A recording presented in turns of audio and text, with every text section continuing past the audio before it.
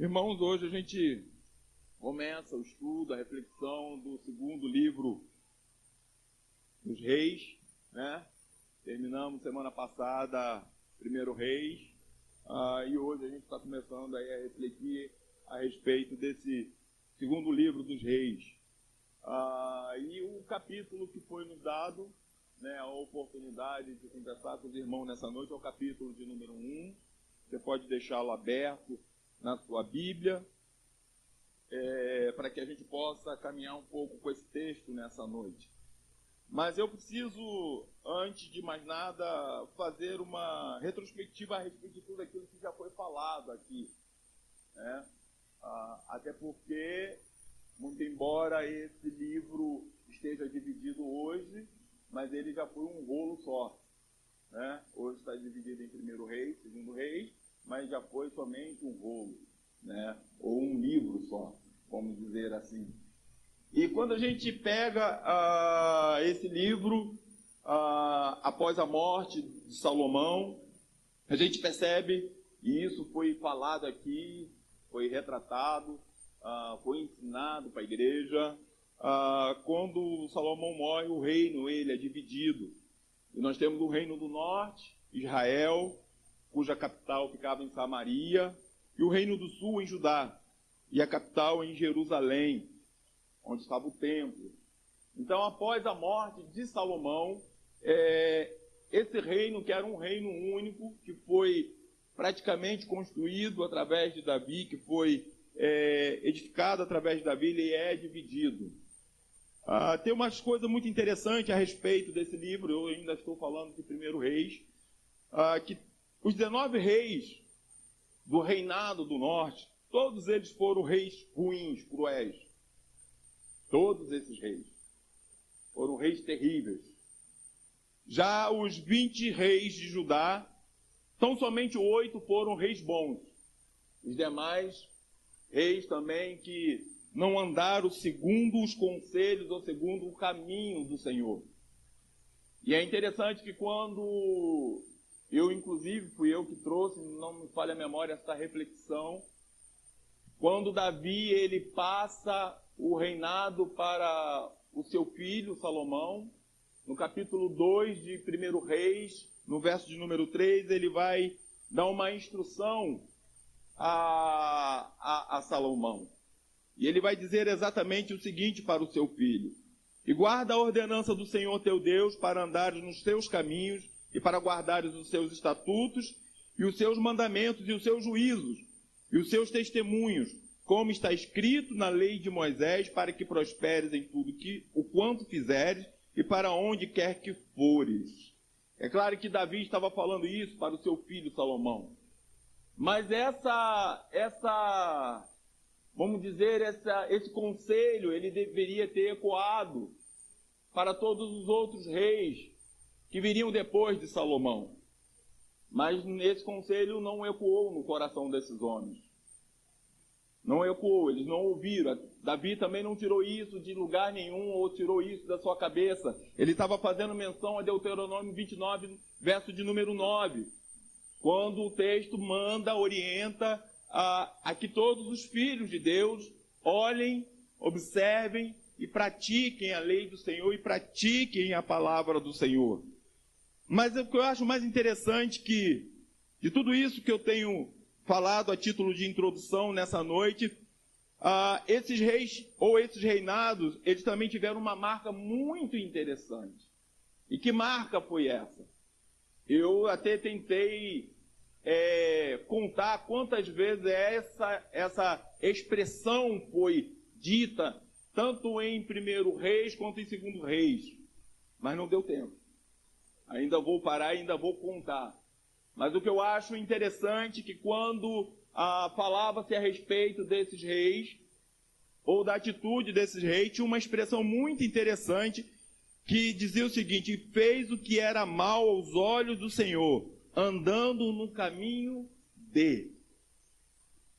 Quando a gente pega o livro de 1 Reis e 2 Reis, a gente vai ver exatamente sempre essa expressão se repetindo várias vezes. E falando exatamente desses reis ruins, ou desses reis que não andaram segundo o conselho ou segundo o caminho do Senhor. O texto ele é bem claro, diz que eles praticaram aquilo que era mal aos olhos do Senhor e andaram segundo o caminho ou dos seus pais, ou do rei que passou, enfim. O fato é que eles não andaram segundo o caminho do Senhor. Isso é uma coisa que foi marcante para esses reis, né? E isso, toda essa história que eu estou falando aqui para vocês, isso vai exatamente levar esses dois reinos, e a gente vai ver isso no transcorrer, na medida que a gente for estudando o livro do segundo Reis, a gente vai ver que isso vai culminar tanto na destruição do reinado do norte, do reinado do sul, e eles vão ser levados cativos pelos assírios e para o cativeiro babilônico. Eles vão para o cativeiro babilônico. Exatamente porque não observaram a lei do Senhor. E aí, como eu disse para os irmãos, nessa noite foi me dada a oportunidade de falar a respeito de Segundo Reis e abrir esse primeiro capítulo nessa noite. E aí eu faço uma pergunta para vocês, né? Esse livro do Segundo Reis, na verdade, ele abrange um período de 300 anos da história do povo de Deus. 300 anos do povo de Deus. Uma história bem longa, né? Que vai abranger exatamente esse segundo livro dos Reis. 3 séculos praticamente, está afirmando a pastora Beth aqui. Mas quando a gente olha para esse capítulo de número 1, e aí a gente faz uma pergunta, mas onde começa esse capítulo de número 1 do Segundo Reis? Na verdade, ele começa no final do Segundo Reis. Não é? Aliás, de Primeiro Reis. No final de Primeiro Reis. Lá começa essa história. E quem é o rei desse tempo? Ou desse capítulo de número 1? Aqui em Segundo Reis, capítulo 1. É o rei Acasias, filho de Acabe. Filho de Acabe, que o pastor Roberto, semana passada, fez o fechamento, falando sobre a sua morte. E aí a história desse rei Acasias também, ele é marcado exatamente por essa expressão que eu acabei de falar para vocês aqui. Lá em 1 Reis, capítulo 22, versos de número 52 e 54, vai dizer o seguinte: E Acasias, filho de Acabe, começou a reinar em Samaria no ano 17 de Josafá, rei de Judá, e reinou 2 anos sobre Israel.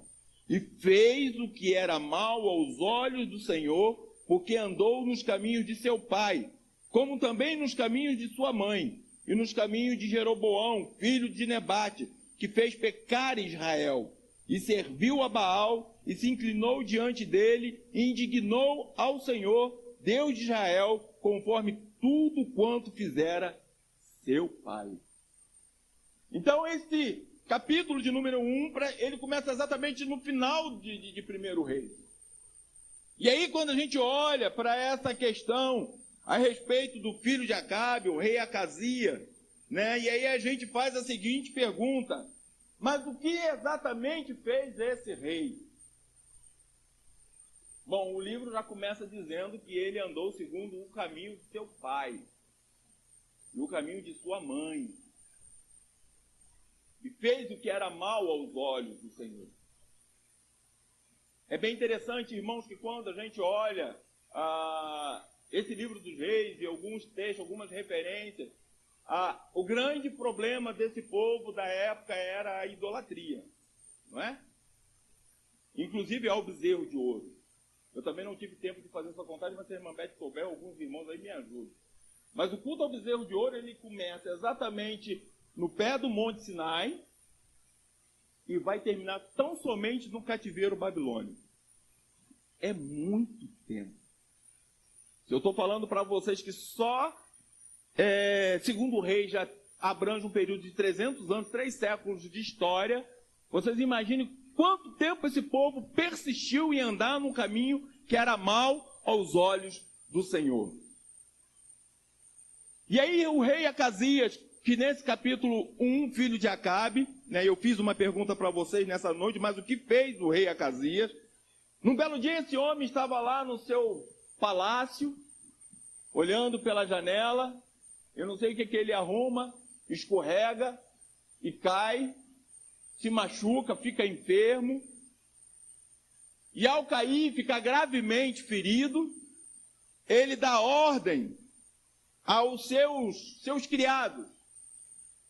Dá ordem aos seus criados. Imaginem vocês, irmãos, um rei do norte, um homem que estava, como diz o profeta Jeremias, pastoreando as ovelhas do Senhor, porque a função do rei era de pastoreio.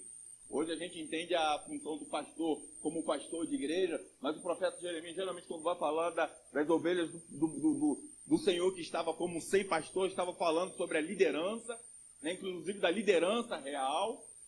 Esse homem que era para poder pastorear, para conduzir o povo de Deus, esse rei, ele, ao cair, ao se machucar, ao ficar gravemente ferido, ele dá uma ordem aos seus criados. E que ordem foi essa? A ordem foi exatamente o seguinte: ide perguntai a Baal-zebub, deus de Ecrom, se eu sararei desta doença.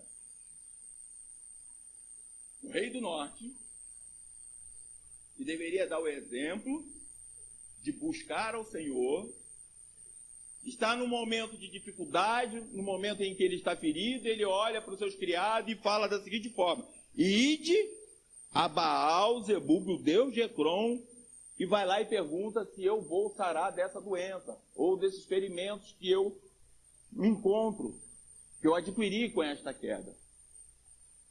Eu estou no capítulo 1, não vou ler o capítulo 1 não, mas você pode ir acompanhando aí na sua Bíblia. Ele tem exatamente 18 versículos, vou ler alguns versículos, mas você pode ir acompanhando na sua Bíblia.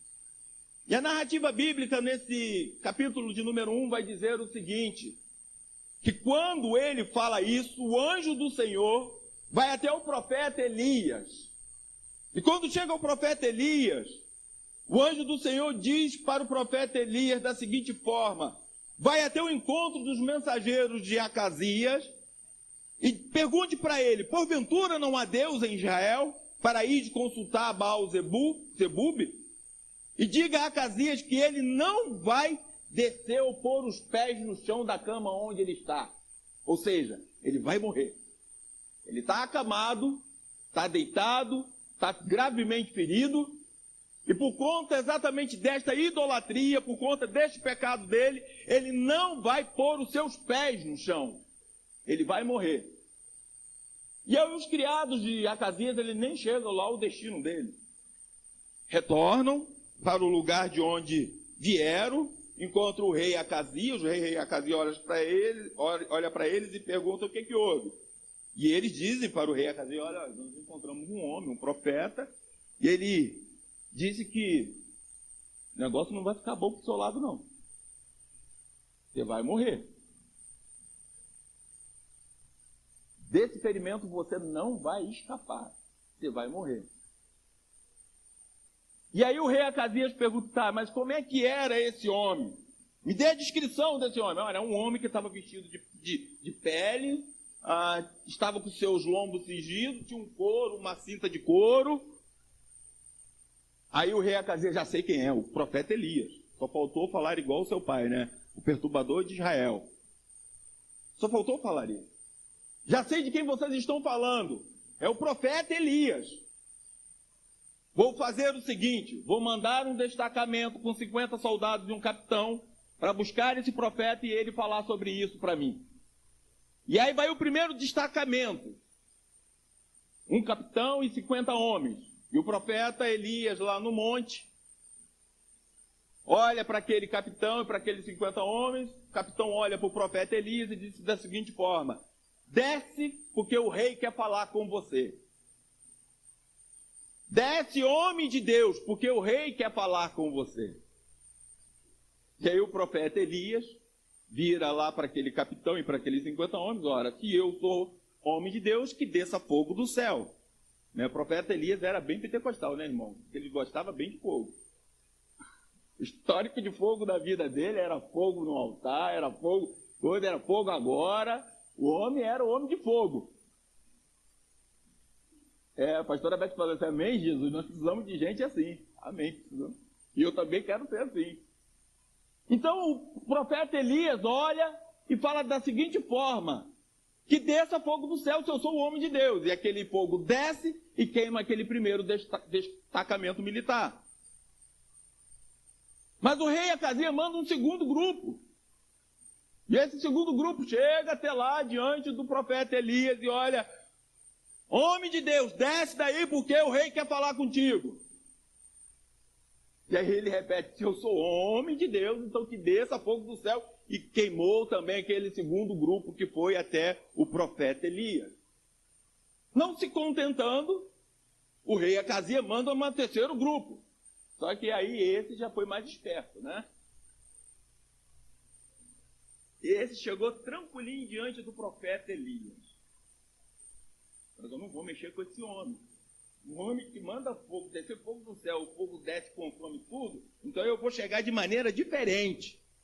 E aí quando ele chega de maneira diferente, ele vira para o rei, lá no versículo de número 13 e 15, ele chega da seguinte forma: e tornou o rei a enviar outro capitão dos terceiros 50, com os seus 50. Então subiu o capitão dos 50 e veio e pôs-se de joelhos diante de Elias e suplicou-lhe e disse-lhe: homem de Deus, seja, peço-te preciosa aos teus olhos a minha vida. Ou seja, tenha compaixão da minha vida e dos meus homens. E a vida desses 50 teus servos. Eis que fogo desceu do céu e consumiu aqueles 2 primeiros capitães de 50 e com os seus 50. Porém agora seja preciosa aos teus olhos a minha vida. Então o anjo do Senhor nesse momento virou para o profeta Elias e disse da seguinte forma: desce com este e não temas. E levantou-se e desceu com ele ao rei. Então a vida desse homem foi poupada. Chegou de maneira humilde, entendendo que ele estava falando com um homem de Deus, porque o profeta Elias era o homem de Deus. E quando chegou para falar com um homem de Deus, totalmente de maneira humilde, o anjo do Senhor vira e fala assim: desce, não temas, e se apresente ao rei Acasias. Com certeza o rei Acasias estava querendo, nesse momento, o pescoço do profeta Elias. Né? Porque receber uma resposta que o profeta deu para ele, ninguém quer ouvir. Talvez ele esperava ter uma outra resposta. Não, você vai sarar, você vai sobreviver, você vai passar dessa tribulação, você vai passar dessa situação, mas você vai viver. Mas só que não foi isso que Deus mandou dizer. E o profeta Elias era um homem que ouvia e obedecia a voz de Deus. E ele diz exatamente o que Deus mandou dizer. E o profeta Elias se apresenta ao rei, Acasias. E quando ele se apresenta, ele repete exatamente o que o Senhor falou com ele. Lá no verso de número 16. E disse-lhe assim, diz o Senhor, porque enviaste mensageiro a consultar a Baal-zebube, Deus de Ecrom. Porventura, é porque não há Deus em Israel para consultar a sua palavra? Portanto, desta cama a que subiste, não descerá, mas certamente morrerá. O profeta Elias olha para o rei Acasias e diz exatamente isso. Você mandou um grupo de homens consultar um Deus pagão. Será que não há rei, não há Deus em Israel? E por essa razão, você não vai descer dessa cama, você vai morrer. E lá no verso de número 18, no verso de número 17, relata exatamente a morte do rei Acasias.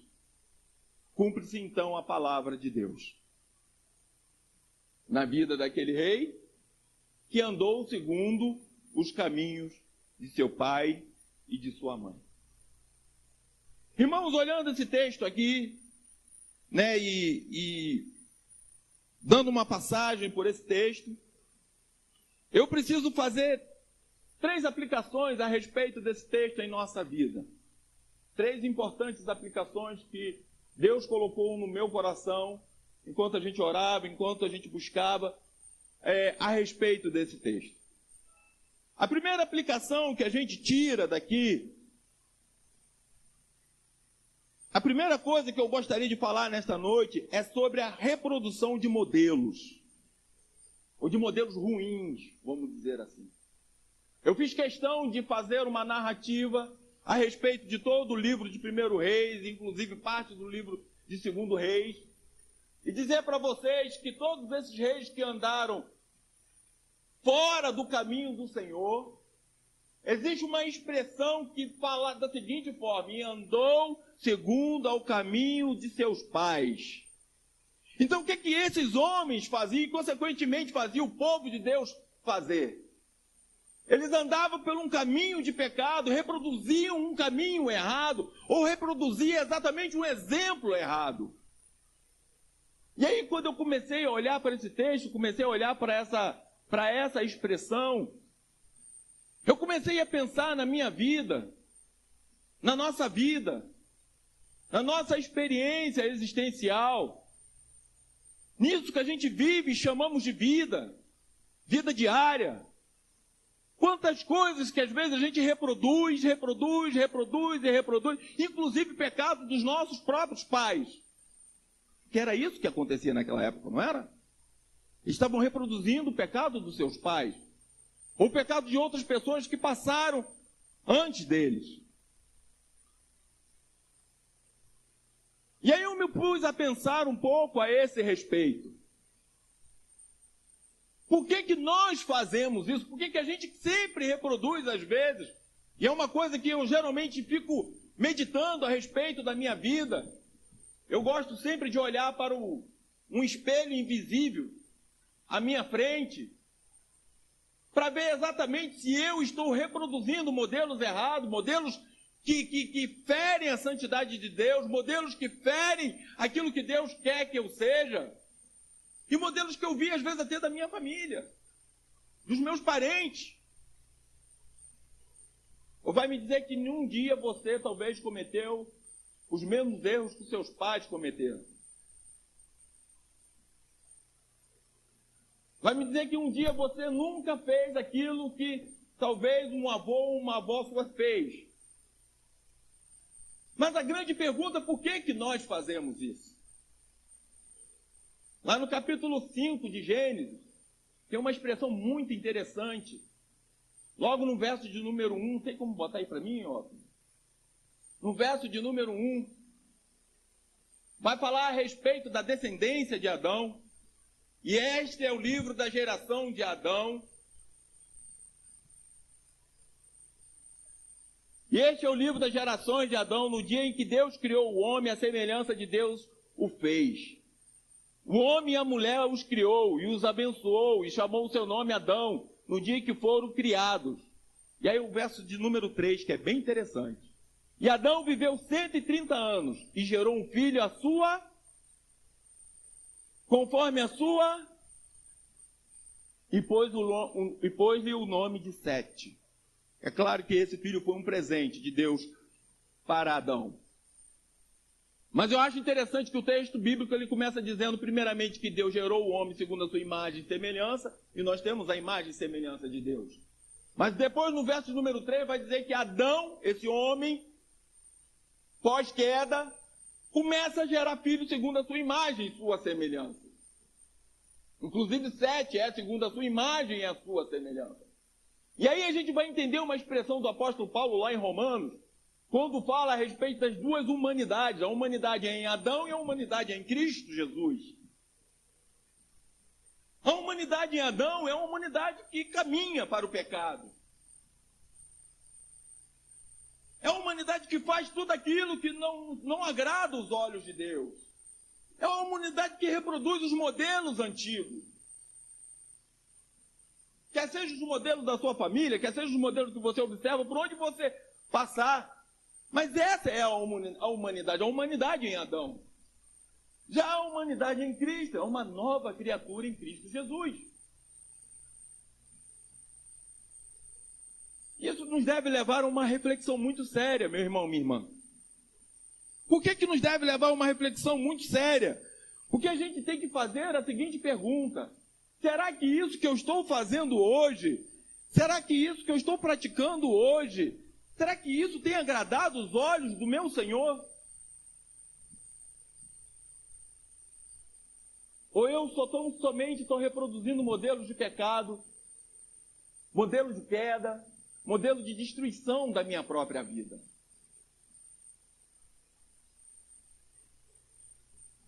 É uma coisa que a gente precisa refletir a esse respeito.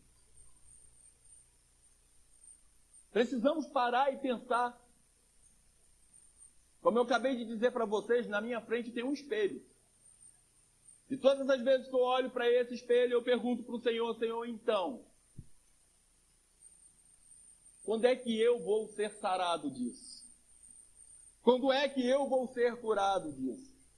Quando é que eu vou ser transformado? Só que tem uma esperança para a gente, né? Nós somos lavados e remidos pelo sangue de Jesus, amém? E apóstolo Paulo, lá em 2 Coríntios 5,17, quando fala a respeito da estrutura humana, quando fala a respeito da humanidade, no verso número 17 ele vai dizer o seguinte: assim que se alguém está em Cristo, nova criatura é. As coisas velhas já passaram e eis que tudo se fez novo. Tudo se fez novo. Um amém de uma criança lá atrás.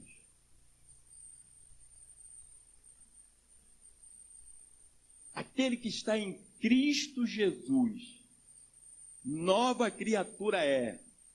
5,17, 2 Coríntios 5,17. Assim que se alguém está em Cristo Jesus, nova criatura é. E as coisas velhas já passaram, e eis que tudo se fez novo.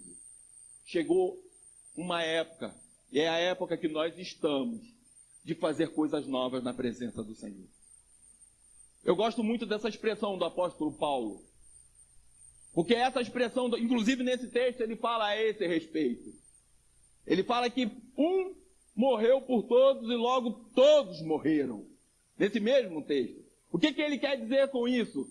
Tendo Jesus Cristo morrido, logo todos nós morremos, e morremos para o pecado, e passamos a ser novas criaturas. Então todas essas coisas velhas que nós praticávamos, agora nós precisamos viver uma vida nova e praticar coisas novas na presença do Senhor. Essa é a proposta do Evangelho para a minha vida e para a sua vida. Praticar coisas novas na presença do Senhor. Você pode dizer glória a Deus por isso? Você não precisa continuar andando pelos caminhos dos seus pais, se foram caminhos de pecado. Porque você mergulhou em Cristo Jesus. Essa expressão, aquele que está em Cristo, significa você mergulhou em Cristo Jesus e você saiu de um outro lado como uma nova criatura. É nova criatura. Que agora anda segundo os conselhos de Deus. Que anda segundo os propósitos do Senhor. Que anda segundo o mandamento de Deus. Nova criatura. A segunda aplicação que eu gostaria de fazer desse texto nessa noite com vocês é a seguinte: é quando o rei Acasias vai buscar resposta e socorro a um Deus pagão. E aí eu comecei a pensar a respeito dos nossos próprios dilemas. Talvez hoje, se você falar para mim, Alexandre, eu não tenho dilema nenhum na minha vida. Aliás, eu não tenho nem problema. Eu vou falar, glória a Deus por você. Louvado seja o nome do Senhor. Porque o que eu sei da vida, disso que a gente chama de vida, é que a gente sempre vai ter alguns dilemas na nossa vida. Nós sempre vamos ter aflições em nossa vida. Se alguém um dia disse para você algo diferente, sinceramente eu peço para você rever a situação. É claro que essa aflição ela não vai te destruir, e como eu sempre gosto de falar, ela vem, passa. Mas um tempo pode vir uma outra aflição. Só que a grande pergunta que eu faço para mim e para você é onde nós vamos buscar socorro para os dilemas da nossa vida. O rei Acasias foi buscar um Deus pagão. Um que pertencia à nação escolhida, que em tese deveria conhecer o Deus de Israel, vai em outro lugar para buscar socorro para os dilemas da sua vida. E aí, meu irmão e minha irmã, fica a questão para mim e para você. Onde nós temos ido buscar socorro para a nossa vida? Ou para os dilemas da nossa vida? Eu estava um dia desses pregando na igreja batista mês passado, e a gente estava pregando, falando para a família. Foi até na Batista Peniel, igreja onde meu tio é pastor. E aí eu falei que essa sociedade nossa, ocidental, ela é a sociedade dos 5 passos, dos 7 passos. Né? E aí eu fiz até menção a livro de autoajuda. Meu irmão e minha irmã, não me interprete mal. Se você gosta de livro de autoajuda, continue lendo. Deus te abençoe. Mas eu tenho um problema com essas literaturas, porque quando ela fala que dentro de você tem algo que vai poder mudar a sua vida, a única coisa que pode ter dentro de você, que pode mudar a sua vida, se chama Espírito Santo de Deus. Não tem outra coisa.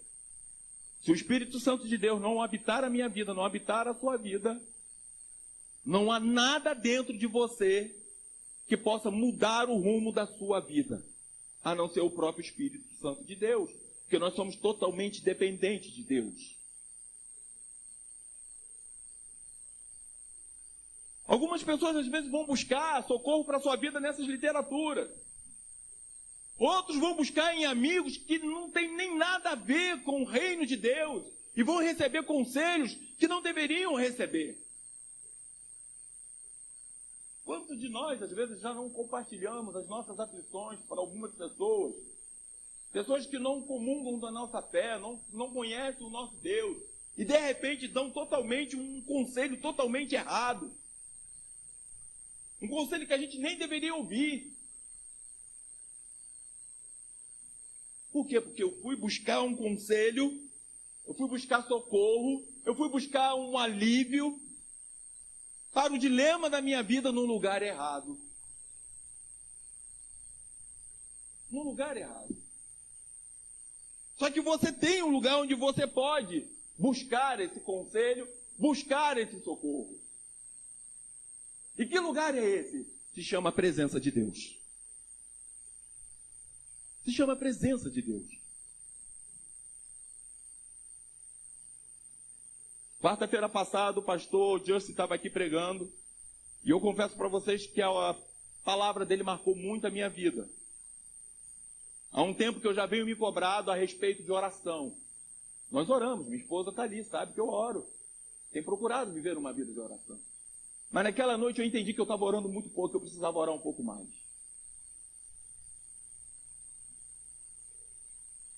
Porque esse é o lugar da gente encontrar a resposta de Deus para os dilemas da nossa vida. Apóstolo Paulo em Romanos 12 vai dizer o seguinte: alegrai-vos na esperança, sede paciente na tribulação e perseverai na oração. Perseverai na oração. Você pode sim procurar um irmão da sua igreja, compartilhar suas aflições com ele. Você pode procurar os pastores dessa igreja para compartilhar suas aflições com os pastores dessa igreja. Mas nunca deixe de compartilhar com Deus as aflições da sua vida. O grande problema é que a gente sempre vai aos pés do Senhor quando a gente está aflito. Quando quer alguma coisa. E eu me lembro que segunda-feira agora passada eu usei um exemplo do meu filho, do João, está ali sentado. João sempre, quando vai dormir, ele vira para mim e fala assim, falava, né? Corrigi. Papai, boa noite, vou dormir. Aí eu beijo a cabeça dele. Passa um mês eu vi que o João não estava me perguntando, segundo mês ele não me perguntou. Eu falei, tem uma coisa estranha. Começa logo a estranhar, né? Pai é um negócio... Eu virei para o João e falei assim, filho, por que você não fala mais com o papai quando você vai dormir? Papai fica triste com isso, papai sente falta. Aí ele me olhou, aí voltou a dar boa noite ao pai e abaixar a cabeça para o pai beijar a cabeça dele. o Senhor da nossa vida sente falta das nossas orações.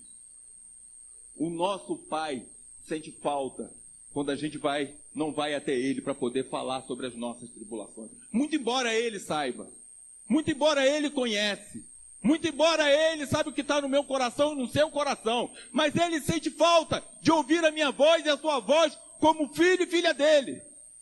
Ele sente falta, meu irmão. Ele sente falta. A terceira aplicação que eu faço desse texto para mim e para você é a voz do profeta Elias ecoando no meu coração. E que voz é essa? É uma pergunta. Porventura não há Deus em Israel? Imagine vocês, um homem cai da sacada do seu palácio, se machuca, foi ferido, conhecia o Deus de Israel, porque ouviu falar, e vai procurar em outro lugar resposta para suas aflições, resposta para a sua tribulação.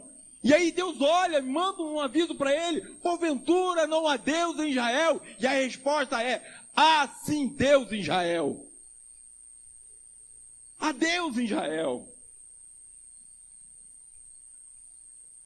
Talvez diante desse dilema seu, diante dessa situação da sua vida, você fique se perguntando: mas será que aconteceu com a minha vida? O que vai ser da minha vida? O que eu vou arrumar? Para onde eu vou? Parece que Deus não me ouve. Parou de ouvir a minha oração. Júnior? O dia desse o Júnior estava falando sobre isso. Até falei aqui na igreja, a gente estava indo lá para Niterói junto, e eu falei: Júnior, tem hora que eu acho que Deus gosta só de me ouvir falar, e ele fica quietinho, esperando o Alexandre se vai. Pá, o caminho é esse. Na hora que estiver no rumo errado, eu te aviso. Mas vai, continua, o caminho é esse. Porque eu fico perguntando para Deus também. Só que há Deus sim em Israel. E sabe o que eu acho mais interessante, irmãos? Que quando a gente olha para esse texto aqui que eu acabei de ler com vocês, esse povo, que era o povo de Ecrom, um dia eles tiveram um encontro com Deus de Israel. Olha só que coisa interessante. Eles tiveram um encontro com esse Deus, não um encontro como a gente entende. Lá em 1 Samuel capítulo 5, após a derrota do povo de Deus, quando os filhos de Eli pegam a arca do concerto de maneira totalmente equivocada, achando que aquilo era um amuleto. Os homens andavam de qualquer jeito, praticavam tudo que era coisa ruim, andavam de qualquer maneira, sem observar a palavra de Deus, sem ter temor nenhum ao Senhor. E aí vão para uma batalha, para uma frente de batalha, e de repente ele se lembra: agora vamos pegar a arca do concerto, representa a presença de Deus, vamos levar e vamos pôr na frente do exército. Quando chegaram, tomaram uma costa dos filisteus, literalmente, e ainda tomaram a arca deles, aquilo que era o símbolo da presença de Deus no meio do povo. Os filisteus tomam e levam, e quando levam para a cidade de Asdod. E aí coloca a arca do concerto de frente para o Deus Dagon. E aí deixou lá a arca do concerto. Aí de noite os homens de Asdod se levantam, vão até o templo de Dagon. Chega lá, eles encontram o Deus Dagon deitado de frente aqui, ó, como se estivesse adorando o Deus de Israel.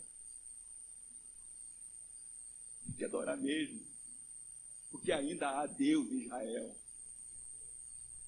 Deitado de frente, os homens levantam a estátua do seu Deus e voltam para a cama, e voltam depois de novo, e está a estátua de frente de novo, só que dessa vez toda quebrada.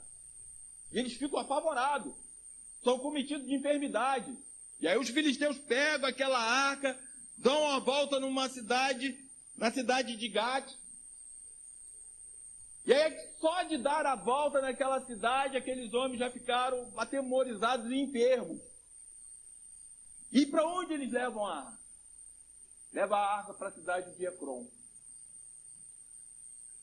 E quando entra com a arca na cidade de Ecrom, lá no verso de número 7, Os homens de Ecrom, engraçado que o texto bíblico é um texto bem interessante, né? Os homens de Ecrom não só ficaram espantados, mas tiveram hemorroidas, segundo a Bíblia, nas suas partes secretas, né? O texto bíblico é um negócio interessante. E quando eles entram com a arca do concerto dentro da cidade de Ecrom, aqueles homens de Ecrom, lá no verso de número 10, dizem da seguinte forma: transportaram para nós a arca do Deus de Israel, para nos matarem, a nós e ao nosso povo. Irmãos, como é que pode um negócio desse?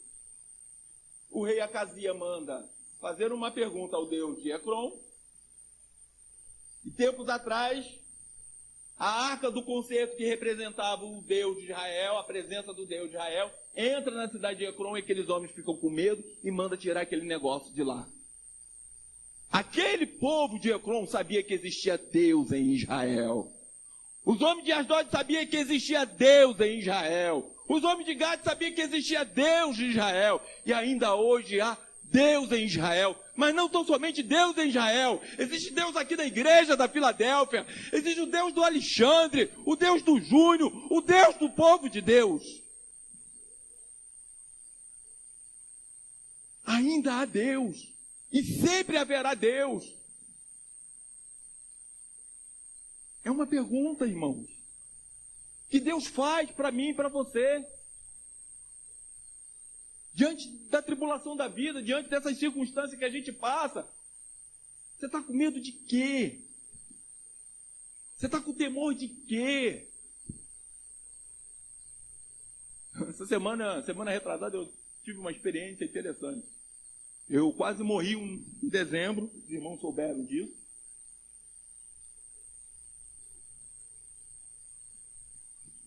Passei mal em dezembro, estresse danado. O funcionário lá me fez CTI, quase bati as botas. Né? Aí essa semana eu acabei usando da lei dos homens, porque se tem, a gente tem que usar. Né? Acabei movendo uma ação contra o rapaz, porque eu fui parar com a pressão a 24, fui parar no hospital, quase morri. E menino totalmente... E aí eu cheguei lá, o menino falou na conciliação, eu nem sabia. Não, porque ele falou que eu comasse Deus, nem sabia disso. Nem sabia disso. Eu falei, tá bom, olha só, então já que não tem conciliação, nós vamos pro... Desculpa, meu irmão, vou botar aqui. Vou subir mais. Já que não tem conciliação, nós vamos então seguir com o processo. Ele vai ter que provar tudo isso que ele está falando. Aí eu saí, o meu advogado, que é crente, falou assim, rapaz, você vai com ele. Ele é macumbeiro. Eu falei, e daí? E daí? De joelho eu já ando. De joelho eu já vivo. E não é por conta disso. Eu sirvo o Deus de Israel, o Deus que me guarda, o Deus que zela pela minha vida, o Deus que tem me conduzido, o Deus que tem me feito caminhar nessa terra, o Deus que tem protegido a minha família, o Deus que tem me sustentado, o Deus que tem dado provisão, o Deus que tem me orientado, o Deus que tem me enchido dele para que eu possa ser uma pessoa diferente e uma pessoa melhor. Ainda há Deus, sim. E nós servimos esse Deus. Nós servimos esse Deus. O profeta Isaías vai dar resposta a respeito disso. Lá no capítulo 41, verso 10. Não temas, porque eu sou contigo. Não te assombres, porque eu sou teu Deus.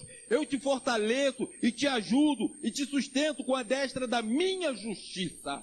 Ainda há Deus em Israel. E sempre haverá. Porque Ele é de eternidade a eternidade. Como diz o salmista, quando a gente era informe ainda no ventre da nossa mãe, Ele já sabia quem a gente seria. E já sabe quantos dias teria a nossa vida. Ele tem cuidado de nós e tem o nosso nome escrito na palma das suas mãos. Ele tem cuidado da minha vida, tem cuidado dos meus filhos e tem cuidado dos seus filhos. Ainda há Deus na sua casa. O Deus de Israel está na sua casa. O Deus de Israel está aqui nesse lugar. O Deus de Israel está por onde você passar. Porque você é templo do Deus de Israel. Aleluia! Você é templo do Espírito Santo de Deus. Você é templo dele. São essas 3 aplicações, meu irmão e minha irmã, que a gente faz desse texto nessa noite. E a gente aprendeu 3 lições com isso. As 3 lições que a gente aprendeu com isso é que eu não devo reproduzir modelos de pecado, mas viver uma vida nova em Cristo Jesus. Viva uma vida nova em Cristo Jesus. Rompa com os laços de pecado, com os caminhos tortuosos. Rompa com tudo isso. E viva uma vida nova em Cristo Jesus. Foi para isso que ele morreu. Porque às vezes a gente esquece disso, sabia? Hoje, na experiência do que a gente vive, do Evangelho, a gente vive 2 dimensões na experiência do Evangelho e eu acredito nas 2. Já logo te digo que eu acredito nas 2. Que é a expectativa da bênção e a expectativa de morar com Jesus no céu. E volto a dizer, eu acredito nas 2. Eu acredito na expectativa da bênção, de que Deus vai me abençoar e como tem me abençoado. E acredito que um dia eu vou estar com Ele, não vejo a hora de chegar. Mas tem uma coisa que o Evangelho de Cristo não é tão somente isso. É viver uma vida diferente. É viver uma vida nova diante do Senhor. É viver uma vida de transformação. Esse é o Evangelho de Cristo. A segunda coisa que a gente aprende é que eu devo buscar o socorro para as tribulações ou para os dilemas da minha vida no lugar certo. E o lugar certo é a presença do Senhor. Vá para a oração. Se quebrante diante de Deus. Se quebrante diante dele. Fale com ele. Ele está como um pai saudoso, aguardando só para ouvir a minha voz e a sua voz. Imagine você há quanto tempo talvez ele esteja só esperando você falar com ele. E a terceira e última coisa que a gente aprende. Há Deus sim em Israel. Há Deus sim em minha vida. E esse Deus tem me sustentado até o dia de hoje. Que o Senhor possa te abençoar. Isso é o que a gente aprende com esse primeiro capítulo de abertura do 2º livro dos Reis. Que você possa entender exatamente aquilo que Deus tem para a sua vida e para a minha vida. Porque Deus está aqui nessa noite, querendo ouvir aquilo que tu tens para dizer para Ele.